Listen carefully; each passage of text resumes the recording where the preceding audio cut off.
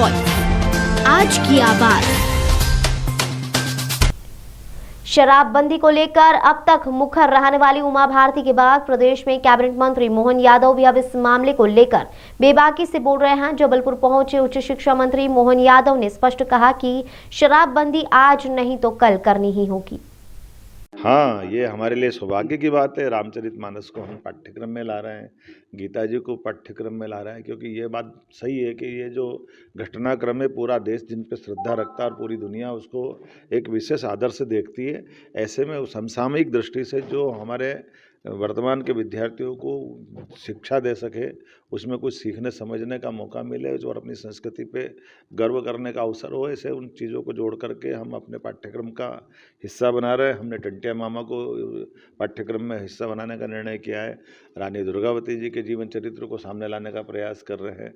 हम कोशिश कर रहे हैं कबीरदास जी, रविदास जी, हमारे अपने तुलसीदास जी, ये सभी महापुरुषों के जीवन के अच्छे प्रसंगों को पाठ्यक्रम का भी हिस्सा बनाएं और साथ साथ स्वावलंबी स्वरोजगार आधारित शिक्षा समाज में लागू हो, ताकि शिक्षा केवल शिक्षित बेरोजगारों की फौज न खड़ी करके उनका जीवन में सार्थक रोल भी हो और वो वर्तमान की दृष्टि से दुनिया में हमारे दुनिया में हमारे युवा खास करके बौद्धिक संपदा की दृष्टि से वो बड़ा रोल अदा कर सके। विश्वविद्यालय, महाविद्यालय सभी दूर हम गुणात्मक शिक्षा की अगर बात करते हैं तो खाली पदों से भी हमको सामना करना पड़ रहा है। मुझे इस बात की प्रसन्नता है कि उच्च शिक्षा विभाग लगातार ऐसे ठोस कदम उठा रहा है जिसके माध्यम से भविष्य में हमारी अपनी गुणात्मक शिक्षा में और मदद मिलेगी। ये हम तीसरी बार पीएससी की परीक्षा आयोजित करने जा रहे हैं, जिसमें लगभग 2200 पद इस सत्र के लिए और 2200 पद अगले सत्र के लिए, और ख़ास करके केवल असिस्टेंट प्रोफेसर के नहीं, हमने पहली बार रजिस्ट्रार लेवल के भी 4 पद सीधी भर्ती से हम करने पीएससी के माध्यम से जा रहे हैं। असिस्टेंट रजिस्ट्रार के सारे पद हमने भरे हैं।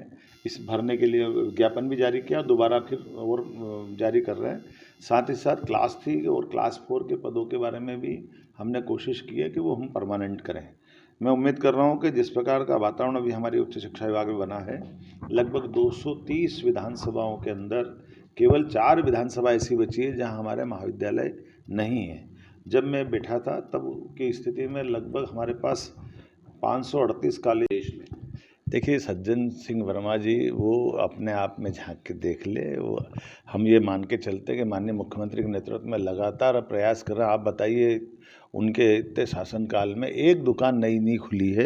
ये उनकी प्रतिबद्धता बताती है कि वो शराब के प्रति क्या दृष्टिकोण रखते हैं। लगातार शराब को लोग न उसका उपयोग करें, इसलिए वो मद्यपान के विरोध में अभियान चला रहे हैं। लगातार इस वातावरण का फर्क पड़ रहा है और हम सब समझ सकते हैं कि केवल डंडे के बल पे बहुत सारी बातें नहीं हो सकती है। शासन के साथ साथ सामाजिक चेतना भी आवश्यकता है, जन जागृति की ज़रूरत है। और मैं उम्मीद कर रहा हूँ कि ये केवल पॉलिटिकल स्टंटबाजी न करके यथार्थ में वो भी काम करे, हम भी काम करें और समाज में इस बात के लिए सबको जाना चाहिए कि ये शराबबंदी अंततः करना ही पड़ेगी, आज नहीं तो कल करें। मंत्री जी, घर घर आपको ये लाइसेंस दिया जा रहा है कि 500 रुपए में घर में भी अब रखकर शराब बेची जाएगी। ये इसमें अब कांग्रेस लगातार आड़े हाथ ले रही है। ऐसा तो मेरी जानकारी में नहीं है। मेरी जानकारी पीने का पार्टी का मेरी जानकारी में तो नहीं, अभी तो नहीं देखा, अभी तो मैंने देखा नहीं।